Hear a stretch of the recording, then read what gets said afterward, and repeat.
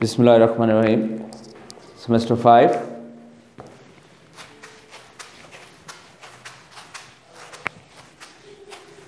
In the last lecture, we have studied about idioms, metaphor, and one more term was there. Today, we will be starting with phonology.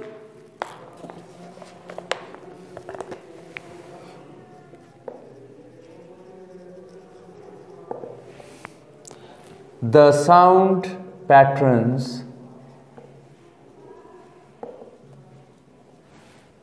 of language.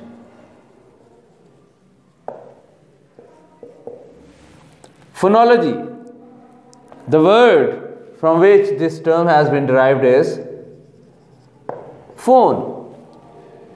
Earlier we have discussed that phone means sound.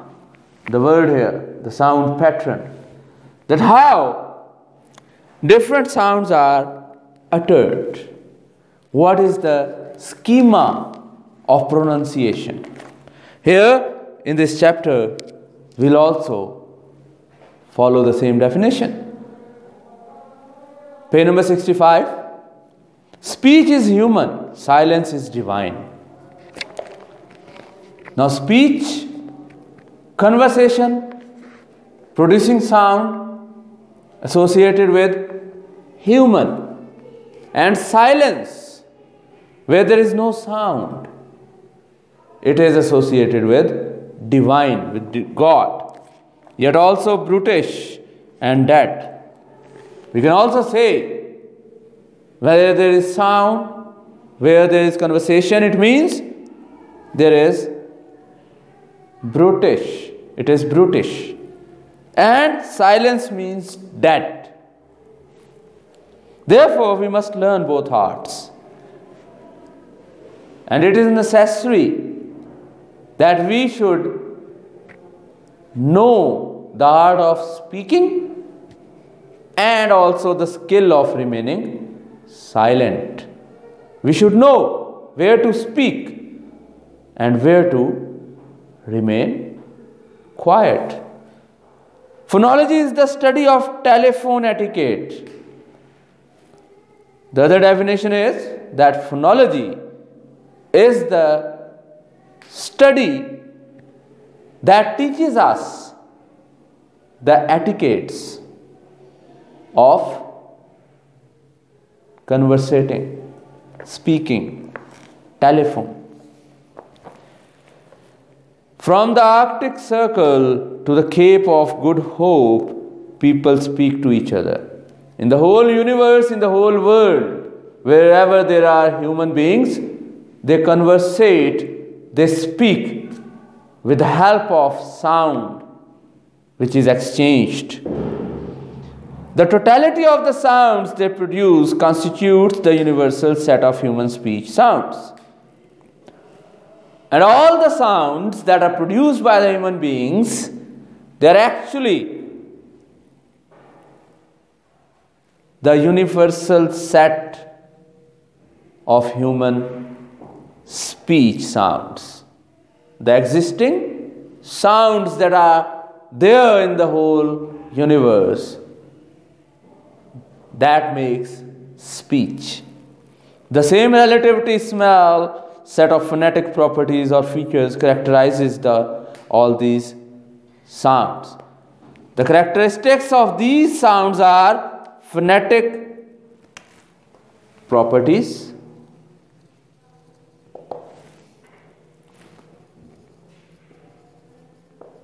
or features, which both lead to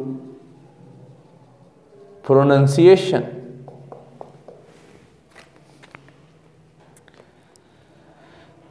The same classes of these sounds are used in all spoken languages, and the same kinds of patterns of speech occur all over the world.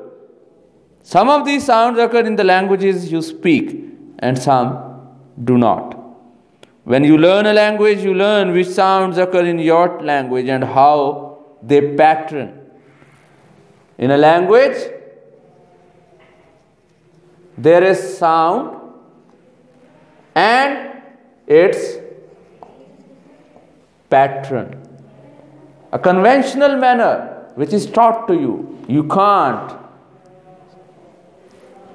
produce the sound of your own. The study of the ways in which speech sounds form systems and patterns is phonology. The study that teaches us the ways of producing certain sounds and patterns, it is called phonology.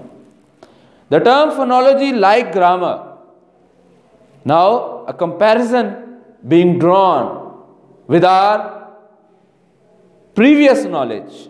जैसे grammar की बात होती है, similarly जो phonology है, it is used in two ways. Phonology की जो term है, it is further divided into two parts. One is mental representation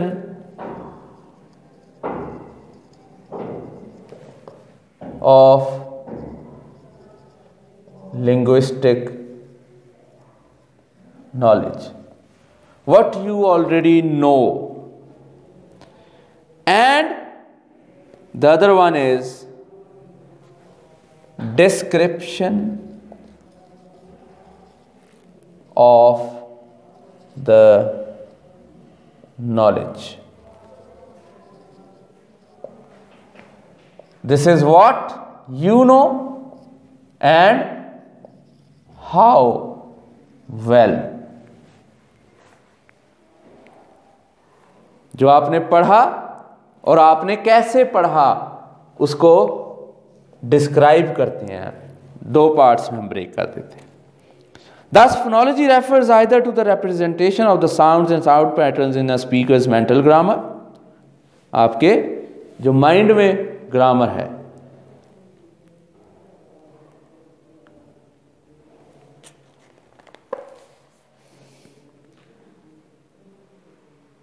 or to the study of the sound patterns in a language or in human language in general, or the study patterns or the sound patterns that you have studied in general.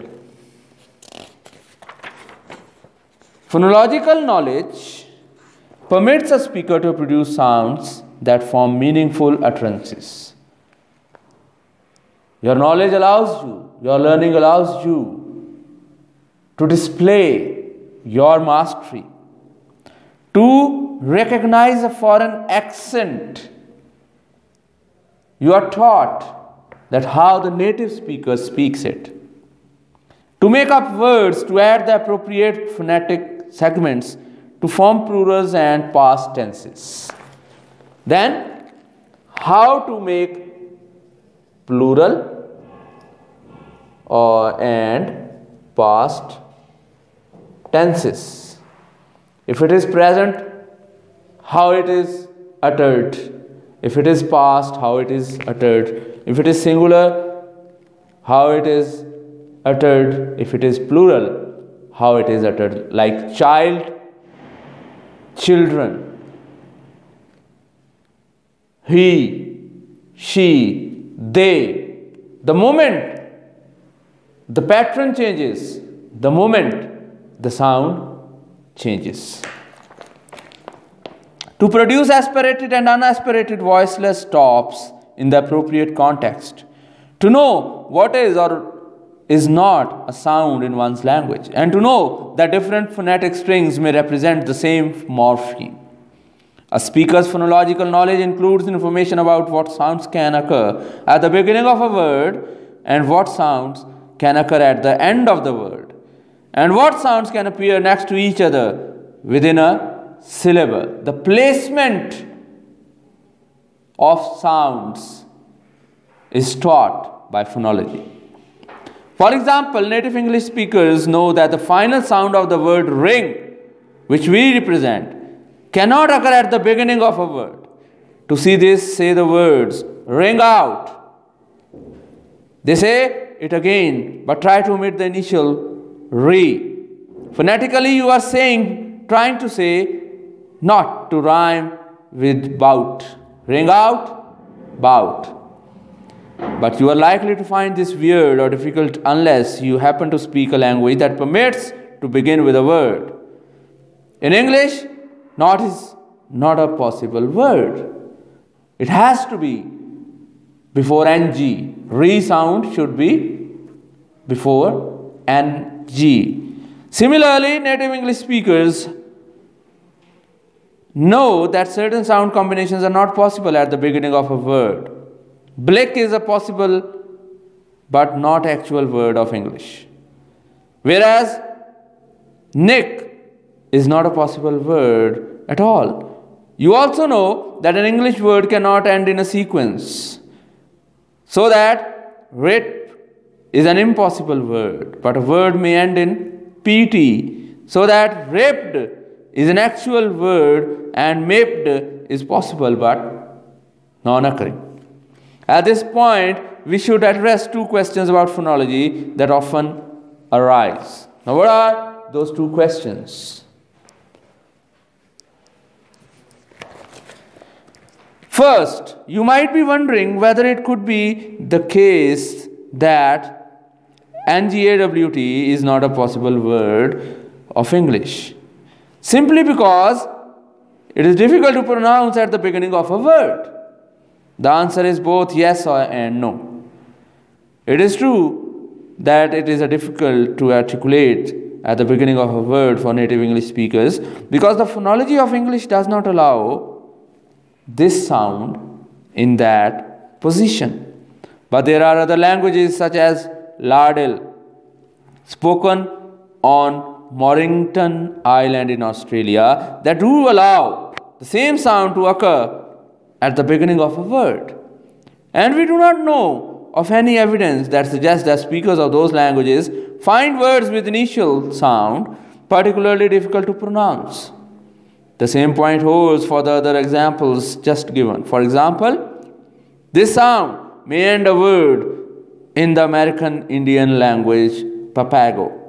Though English speakers generally find words that do not conform to the sound pattern of English difficult to pronounce. Speakers of languages in which those same words do conform to the sound pattern have no difficulty producing them. The differences among the sound patterns of the world's languages are so great that no general notion of difficulty of articulation can fully explain all of the phonological facts about a particular language.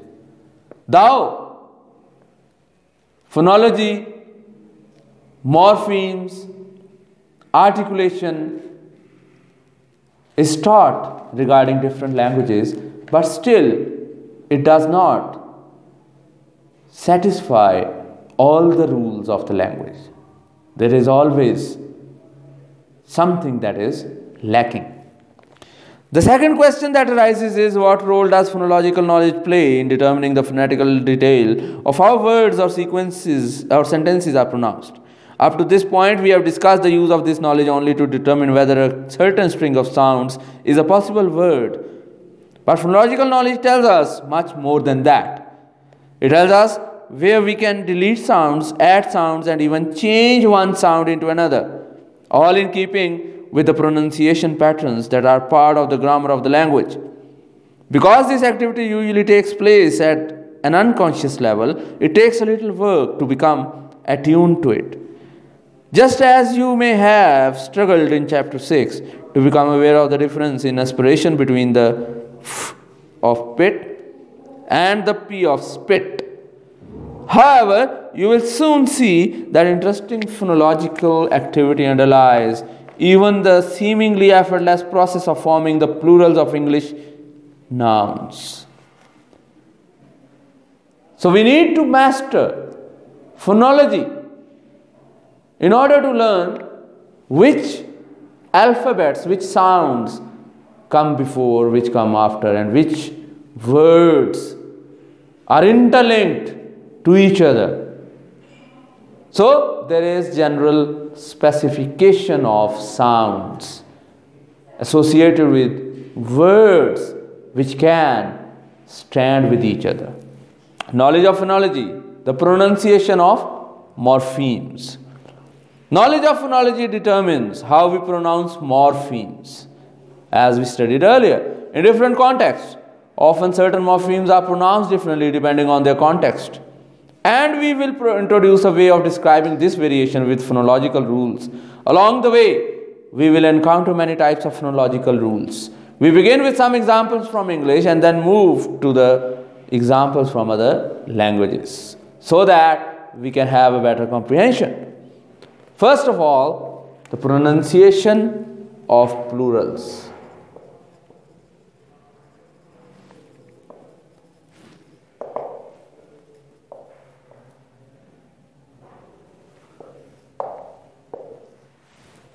You know that almost all English nouns have both singular and plural forms. Cat, singular, cats, plural, dog, singular, dogs, plural, and so on. But have you ever paid close attention to how plural forms are pronounced? Listen to a native speaker of English saying the plural forms of all the following nouns and try to focus on variation in the pronunciation of the plural morpheme. A. Cab, cat, bag, love, lath, can, bang, call, boss, pa, boy. B. Cap, cat, bag, cuff, faith. C. Bus, bush, buzz, garage, match, badge. Child, ox, mouse, criterion, sheep. You have to search the plurals of all these words, and then you have to search the speech, the utterance of the plural forms. Some of the variation in the pronunciation of the plural morpheme is easy to do here and is reflected in how the plural forms are spelled. The nouns in columns A, B and C and the vast majority of English nouns form their written plurals by adding S or ES. But the plurals of the words in column D are not formed in the usual way. The plural of child is not childs, the plural of mouse is not mice, the plural of criterion is criteria, and the plural of sheep is identical to the singular form sheep. Largely learners of English must simply memorize these and other irregular plural forms on a word-by-word basis because there is no way to predict what shape they will take.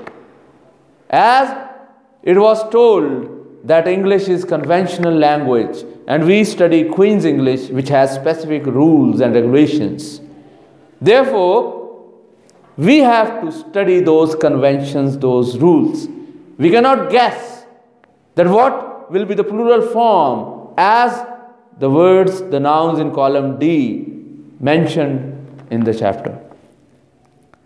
Looking now at the nouns in columns A and through C, however, we observe a more interesting phonological pattern, not all of which is apparent from English orthography. If you listen closely, you should hear the following variation in the pronunciation of the English plural morpheme. The plurals of all the nouns in column A are formed by adding the voiced alveolar fricative to the end of the singular form. The plurals of the nouns in column B are formed by adding the voiceless alveolar fricative to the end of the singular form. And the plurals in column C are created by adding schwa followed by, yes, excuse me. Walaikum assalam. Sorry to disturb you. कोई बात नहीं जी.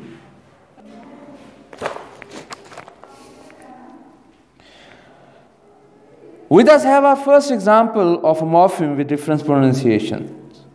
The regular plural morpheme can be pronounced as ZS or EZ. How do we know how to pronounce this plural morpheme? The spelling is misleading, yet if you know English, you pronounce it as we indicated without a thought. When faced with this type of question, it is useful to make a chart that records the phonological context in which each variant of the morpheme is known to occur. The more technical term of the variants is allomorphs, and phonological contexts are often referred to as environments. Writing the words from the 4 columns in phonetic transcription, we have our first chart for the plural morpheme. Allomorph and environment, they have given you in this chart. Which sound comes after which word and how the plural is formed. Where we will add S, ES, and where in the D chart column we see the nouns which are different from the other rules. Our goal now is to simplify the chart so that the pattern behind the distribution of the allomorphs is revealed. We are searching for one or more properties of the environments that are responsible for selecting or conditioning of the allomorphs. For example, we want to know what properties of this sound determine that the plural morpheme will take the form Z rather than S or AZ. To guide our search, we look for minimal pairs in our list of words. A minimal pair is two words with different meanings that are identical except for one sound segment that occurs in the same place in the string. For example, cab and cad are a minimal pair that differ only in their final segments. Other minimal pairs in our data include cap, cab, bag, bag, and bag, badge. Minimal pairs whose members take different allomorphs are particularly useful for our search. For example, consider cab and cab, which take the allomorphs and to form the plural. If we assume that exactly one segment of the singular form conditions the choice of the plural allomorph, then this pair shows that a conditioning segment must be the final one, because that is the only segment in which this sound and this sound differ. The minimal pair bag and badge similarly points to the final segment as the conditioning factor. These two words are identical except for their final segments, which provide the conditions for different plural allomorphs and respectively. We now see that English regular plural allomorphy distribution of allomorphs is conditioned by the final segment of the singular form, the segment that immediately precedes the plural morpheme. This fact allows us to simplify our chart by removing all information about the environments except the final segment. We treat diphthongs such as OJ as single segments. Then you have a chart, you have to look at it, allomorph and environment. Having isolated the segments that condition the regular plural allomorphy, we now want to understand why each particular segment conditions the allomorph that it does. For example, is there a reason that this sound conditions the voiced allomorph this, whereas this conditions the voiceless allomorph of this? We answer questions of this type by inspecting the phonetic properties of the conditioning segments. If we can find properties shared by all segments that condition a particular allomorph, then we will be able to simplify the chart further by replacing the list of segments with those properties. In turn, it turns out that the conditioning of the English regular plural allomorphs relies on just two phonetic properties of the preceding segment, both of which are discussed earlier. All of the segments that condition the sound allomorph are voiced sounds that are not sibilants. All of the segments that condition the S allomorph are voiceless sounds that are not sibilants. And all of the segments that condition the sound are sibilants. These observations allow us to simplify the chart as follows. And what is that? The chart is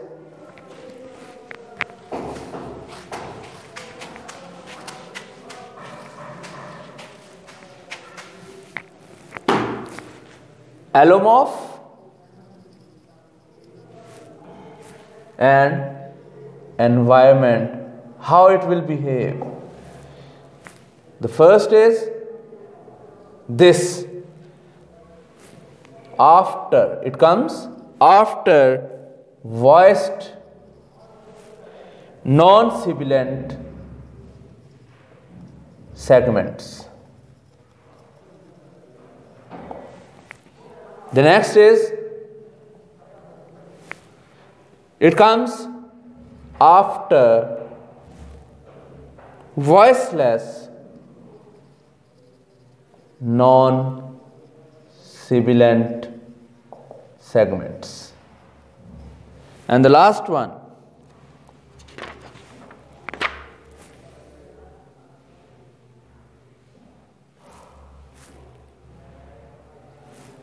after sibilant segments.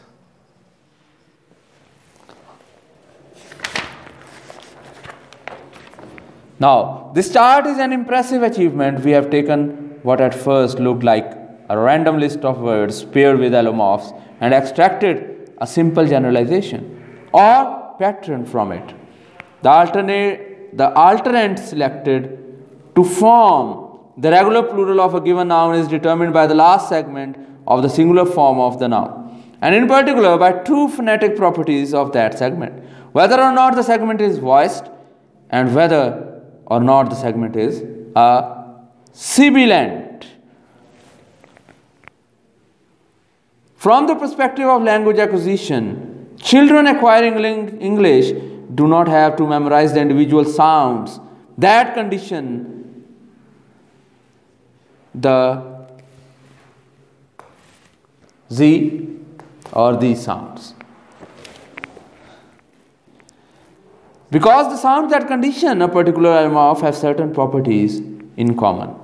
A more concise way of stating the same information that appears in the chart is in terms of phonological rules, which are similar to rules of syntax and morphology. These are not rules that someone teaches you in school or that you must obey because someone insists on it.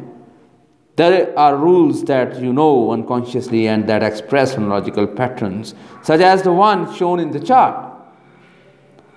To write the rules that are relevant for this example, we assume that the regular productive plural morpheme has the phonological form with the meaning plural. The slashes around this segment indicate that this is the basic form of the morpheme, the form in which the morpheme is pronounced if no phonological rules apply to it. Given this basic form, the variation in pronunciation of the regular plural morpheme follows two rules. One is insert a before the plural morpheme when a regular noun ends in a sibilant. Second is change the plural morpheme to voiceless when a voiceless sound precedes it. Later in this chapter, we will introduce an even more concise way of stating phonological rules. But these two rules are perfectly explicit and sufficient for our discussion at this point. These two plural formation rules will derive the phonetic forms of plurals for all regular nouns. Since the basic form of the plural is, if neither one or two nor two applies, then the plural morpheme will be realized as this. No segments will be added and no features will be changed. The following chart is an abbreviated scheme showing how the plurals of bus, but, and Bakar form. At the top are the basic forms. The two rules apply or not as appropriate as one moves downward. At the bottom are the phonetic realizations, the way the words are pronounced. As we have formulated these rules, one must apply before. If we applied the rules in reverse order, we would derive an incorrect phonetic form for the plural of bus, and as a diagram similar to the previous one illustrates. The rules that determine the phonetic form of the plural morpheme and other morphemes of the language are morphophonemic rules. Their application concerns the phonology of specific morphemes. Thus, the plural morphophonemic rules apply to the plural morphemes specifically, not to all morphemes in English. If you find this new term a bit daunting, you are not alone, as the cartoon below shows. Now, this term is quite daunting. Morphophonemic rules. Which rules are these? That determine the phonetic form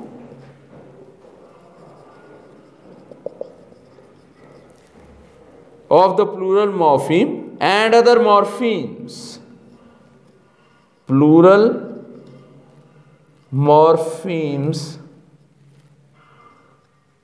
and other morphemes.